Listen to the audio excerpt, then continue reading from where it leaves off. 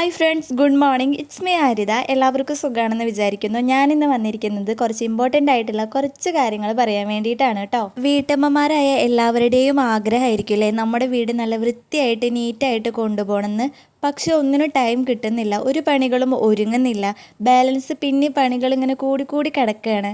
ഇന്ന് ബാക്കിയുള്ള പണികളൊക്കെ നാളത്തേക്ക് വെക്കാം എന്നൊക്കെ വിചാരിച്ചിരിക്കുന്നവരായിരിക്കില്ലേ നിങ്ങൾ. അതിലൂടെ നമുക്കുണ്ടാവുന്ന ഒരു പ്രശ്നം എന്താന്ന് വെച്ചാൽ നമ്മൾ മെന്റലി ഭയങ്കര ഡൗൺ ആയി കൊണ്ടിരിക്കുകയാണ്. ഞാനും ആദ്യമൊക്കെ ഇങ്ങനെ തന്നെയായിരുന്നു. എനിക്ക് പണികൾ ഒരുക്കാൻ വേണ്ടിയിട്ടും കുട്ടിയുടെ കാര്യങ്ങൾ നോക്കാൻ വേണ്ടിയിട്ടും ഒന്നും എനിക്കൊരു ഓർഡർ ഉണ്ടായിരുന്നില്ല. നമ്മൾ ഓരോ കാര്യം ഒരു ഓർഡറിൽ ഇങ്ങനെ ദിവസം ചെയ്തു പോവുകയാണെങ്കിൽ തന്നെ നമുക്ക് മെന്റലി നമ്മൾ നല്ല ഓക്കെ ആയിട്ട് വരുന്നതും നമ്മുടെ ശരീരത്തിലും മനസ്സിലും ഉണ്ടാകുന്ന മാറ്റവും സന്തോഷമൊക്കെ നമുക്ക് തന്നെ കാണാൻ പറ്റുന്നതാണ്. ഇവിടെ ഞാൻ കുറച്ച് ഇമ്പോർട്ടൻ്റ് ആയിട്ടുള്ള പോയിന്റ്സ് പറഞ്ഞു തരാം. ഇത് കറക്റ്റായിട്ട് നിങ്ങൾ ഫോളോ ചെയ്യുകയാണെങ്കിൽ ആ ഒരു മാറ്റം കറക്റ്റായിട്ട് നിങ്ങൾക്ക് തന്നെ മനസ്സിലാവും. ഇവിടെ ഞാൻ പറയുന്ന ഫസ്റ്റത്തെ പോയിന്റ്, ഇന്ന് ചെയ്യേണ്ട കാര്യം ഇന്ന് ചെയ്യാതെ നാളെ ചെയ്യാം, അല്ലെങ്കിൽ നമുക്ക് മറ്റൊന്ന് ചെയ്യാം പിന്നെ എപ്പോഴെങ്കിലും ചെയ്യാം എന്ന് വിചാരിച്ച് മാറ്റി വെക്കാതെ ഇന്ന് തന്നെ ചെയ്തു തീർക്കുക. നമ്മൾ എന്തിനും ഒരു കാര്യം നാളത്തേക്ക് മാറ്റി വെക്കണം. ഇന്ന് ചെയ്യേണ്ട കാര്യം ഇന്ന് തന്നെ ചെയ്ത് തീർക്കുക. എക്സാമ്പിൾ, നമുക്കിന്ന് കുറച്ച് തിരുമ്പാനൊക്കെ ഉണ്ട്, അത് നമ്മൾ നാളെ തിരുമ്പാന്ന് വെച്ച് മാറ്റി വെച്ചു. അപ്പോൾ നമുക്ക് നാളത്തെയും ഇന്നത്തെയും കൂടെ ഒരുപാട് തീരുമാനമാവുകയാണ് ചെയ്യുന്നത്. അപ്പോൾ ആ തിരുമ്പൽ കഴിയുമ്പോഴേക്കും ഒരുപാട് ടൈം പോകുന്നു, ഒരുപാട് സമയം വേസ്റ്റ് ആകുന്നു. അതുകൊണ്ട് തന്നെ അപ്പോൾ ചെയ്യേണ്ട കാര്യങ്ങളൊക്കെ അപ്പോൾ തന്നെ ചെയ്ത് തീർക്കാൻ ശ്രമിക്കുക കേട്ടോ. അടുത്ത പോയിന്റ് എന്താണെന്നറിയോ? സമയം. നമുക്ക് നമ്മുടെ ജീവിതത്തിലെ ഏറ്റവും ഇമ്പോർട്ടൻ്റ് ആയിട്ടുള്ള രണ്ടാമത്തെ പോയിന്റ് ആണ് കേട്ടോ, ടൈം.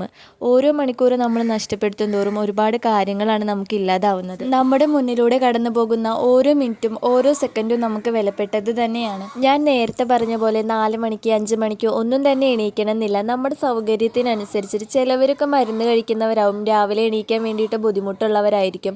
അവരവരുടെ സൗകര്യത്തിനനുസരിച്ച് എണീച്ചിട്ട് നമ്മൾ പിന്നെയുള്ള സമയങ്ങൾ നേരെ കറക്റ്റായിട്ട് യൂസ് ചെയ്താൽ മതി. നമ്മുടെയൊക്കെ ഒരു മെയിൻ പ്രശ്നം എന്താണെന്നറിയാം, നമ്മളൊരു കാര്യത്തെ പറ്റിയിട്ട് ആലോചിച്ചിട്ട് സമയം കളയും. അതാണ് നമ്മുടെ ടൈം പോകുന്ന മെയിൻ കാര്യം. ഒരുവിധം എല്ലാവരും ഇന്ന് ചെയ്ത് തീർക്കേണ്ട കാര്യങ്ങളൊക്കെ ചിലപ്പോൾ തലേദിവസം പ്ലാൻ ഇട്ടിട്ടാവും കിടക്കുന്നുണ്ടാവുക അല്ലേ, നാളെ അങ്ങനെ ചെയ്യണം ഇങ്ങനെ ചെയ്യണം എന്നൊക്കെ.